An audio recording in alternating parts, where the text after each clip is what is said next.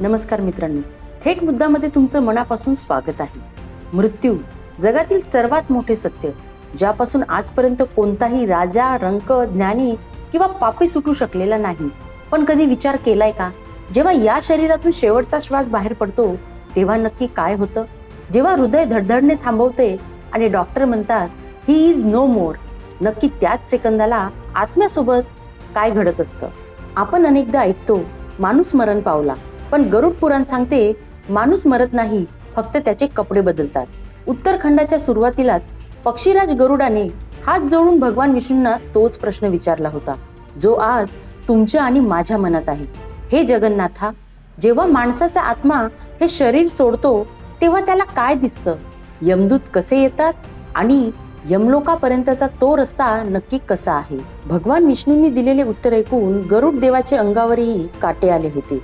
आजच्या या भाग 2 मध्ये आपण गरुड पुराणातील सर्वात रहस्यमय आणि थरारक अध्यायात प्रवेश करणार आहोत. प्राण सोडताना आत्म्याला होणाऱ्या वेदना नक्की कशा असतात? यमदूतांचे रूप आणि आत्म्याला बांधून नेण्याची प्रक्रिया काय असते? यमलोकाकडे जाणारा 86,000 योनींचा तो अत्यंत भयानक आणि बिकट रस्ता कसा आहे? आणि रक्ताने वाहणारी ती रहस्यमयी वैतरणा नदी नक्की कोणाला आणि कशी पार करावी लागते? जर तुमची ब्रह्मांडातील सर्वात मोठ्या सत्याचा सामना करण्याची तयारी असेल तर हा व्हिडिओ शेवटपर्यंत पहा. आज आपण अनुभवणार आहोत आत्म्याचा यमलोकापर्यंतचा 47 दिवसांचा गूढ प्रवास. कथेची सुरुवात होते एका माणसाच्या आयुष्याच्या शेवटच्या 10 मिनिटांपासून. गरुड पुराणात भगवान विष्णू सांगतात, जेव्हा माणसाचा अंतिम काळ जवळ येतो तेव्हा त्याच्या शरीराची सर्व इंद्रिये काम करणे थांबतात. त्याची दृष्टी मंद होते, त्याला समोर उभे असलेले नातेवाईक दिसणे बंद होते आणि संपूर्ण ब्रह्मांड त्याला एकाच वेळी दिसायला लागते. या क्षणी माणसाची बोलण्याची ताकद जाते. तो काहीतरी बोलू इच्छितो, आपल्या प्रियजनांना काहीतरी सांगू इच्छितो, पण त्याच्या जिभेतून फक्त एकच घोगरा आवाज येतो, दिव्य दृष्टी आणि भूतकाळाची उजळणी. त्या शेवटच्या क्षणी आत्म्याला एक दिव्य दृष्टी प्राप्त होते. त्याच्या संपूर्ण आयुष्याचा चित्रपट, त्याने केलेले प्रत्येक चांगले काम, त्याने गुपचूप केलेले पाप, कोणाचा दुखावलेला आत्मा, हे सर्व त्याच्या डोळ्यांसमोर क्षणभरात दिसून जाते. भगवान विष्णू म्हणतात, ज्या माणसाने आयुष्यभर सत्कर्म केले आहे त्याला अंतसमयी अत्यंत शांतता लाभते. त्याच्या मुखावर एक वेगळीच तेज असते.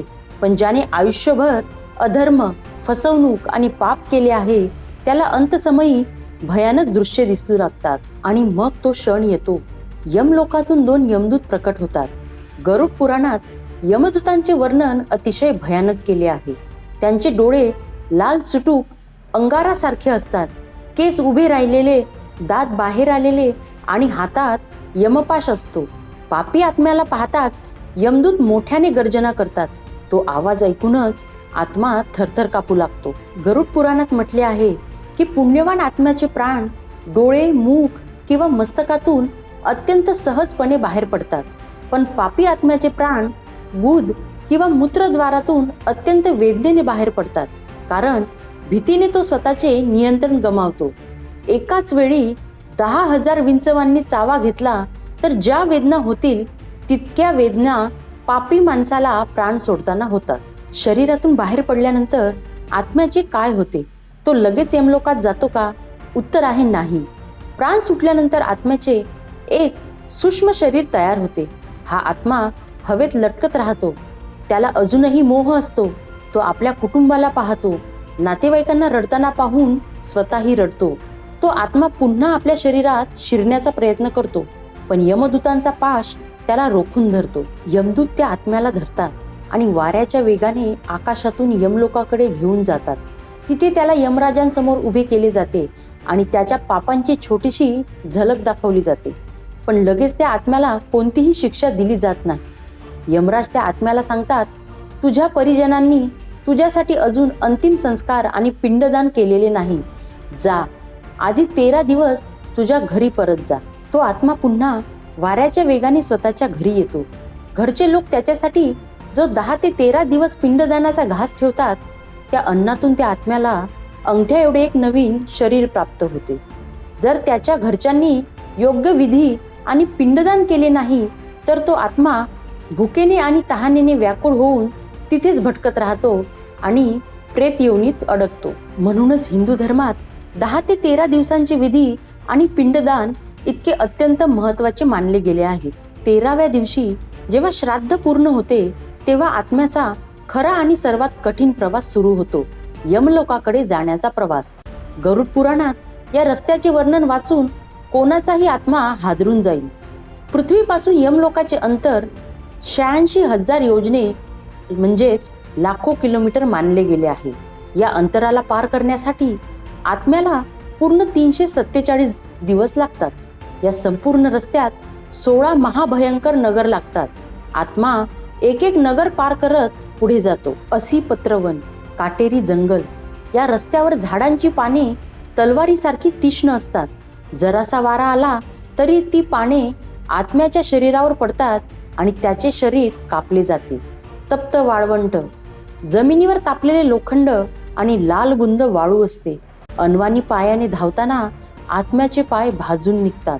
अंधकार आणि कडक थंडी, काही ठिकाणी सूर्यप्रकाशाचा एक किरणही नसतो. तिथे एवढी गोठवणारी थंडी असते की आत्म्याची हाडे कडकड वाजतात, पण थांबायला परवानगी नाही. यमदूत मागून कोठड्याचे फटके मारत ओरडतात, चालत राहा, तू जसे कर्म केले आहेस तसाच हा रस्ता तुला मिळाला आहे. भगवान विष्णू सांगतात, ज्या माणसाने हयातीत वस्त्रदान, अन्नदान आणि छत्रीदान केले होते त्या आत्म्याला या रस्त्यावर यमदूत सावली देतात आणि विश्रांती घेऊ देतात.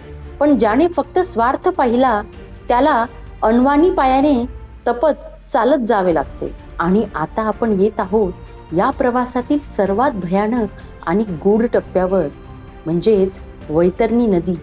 यमलोकाच्या वेशीवर लागणारी ही नदी 100 योजने रुंद आहे, पण ही कोणतीही साधी नदी नाही. गरुड पुराणात या नदीचे वर्णन करताना म्हटले आहे, या नदीत पाणी नाही तर रक्त, पू, हाडे आणि मांस वाहते. या नदीतून एवढी भयानक दुर्गंधी येते की आत्मा मैलोन मैल लांबूनच उलट्या करू लागते. नदीच्या आत प्रचंड मोठे मगर, भयानक सुसर आणि हजारो विषारी साप पोहत असतात. पापी आत्मा जवळ येताच या नदीतील पाणी उकळू लागते. जेव्हा आत्मा वैतरणी नदीच्या काठावर पोहोचते तेव्हा यमदूत त्याला विचारतात, तू हयातीत गोदान केले होतेस का? जर त्या माणसाने आयुष्यात एखाद्या सतपात्री ब्राह्मणाला किंवा देवस्थानात गोदान केले असेल तर नदीच्या पात्रात साक्षात एक दिव्य गाय आणि नाविक प्रकट होते. ती गाय त्या आत्म्याला आपल्या पुच्छाने किंवा नावेतून अत्यंत सुरक्षितपणे त्या भयानक नदीच्या पार घेऊन जाते. पण ज्याने कधीही दानधर्म केला नाही, उलट लोकांचे शोषण केले, त्याला यमदूत अजिबात दया न दाखवता थेट त्या उकळत्या रक्ताच्या वैतरणी नदीत फेकून देतात. तो आत्मा पोहत जलचरांचे दंश सहन करत वेदनेने ओरडत ती नदी पार करतो. 86,000 योजनांचा प्रवास, 16 नगरांचे हाल आणि वैतरणी नदीचा टप्पा पार केल्यानंतर शेवटी 47व्या दिवशी तो आत्मा पोहोचतो यमपुरीत, म्हणजेच यमलोकात. यमपुरीचे प्रवेशद्वार अतिशय भव्य आणि तितकेच भयानक आहे. तिथे दरबारात विराजमान असतात धर्मराज यमदेव. त्यांच्या एका बाजूला असतात चित्रगुप्त, जे जगातील प्रत्येक मानवाच्या क्षणाक्षणाचा हिशोब ठेवतात. चित्रगुप्त आपले पुस्तक उघडतात आणि यमराजांसमोर त्या आत्म्याच्या कर्मांची यादी वाचायला सुरुवात करतात. हे धर्मराज, या आत्म्याने पृथ्वीवर अमुक वर्षी हे पाप केले, अमुक माणसाला फसवले, इतके सतकर्म केले आणि एवढा अन्याय केला. चित्रगुप्ताच्या दरबारात कोणताही वकील नसतो, कोणतीही खोटी साक्ष चालत नाही. तिथे साक्षीदार असतात सूर्यनारायण, चंद्र, अग्नी, वायू, आकाश आणि त्या माणसाचे स्वतःचे मन. सर्व हिशोब पूर्ण झाल्यानंतर यमदेव आपल्या गदेचा प्रहार करतात आणि अंतिम निर्णय देतात. या आत्म्याला त्याच्या कर्मांनुसार योग्य त्या नरकात पाठवले जावे.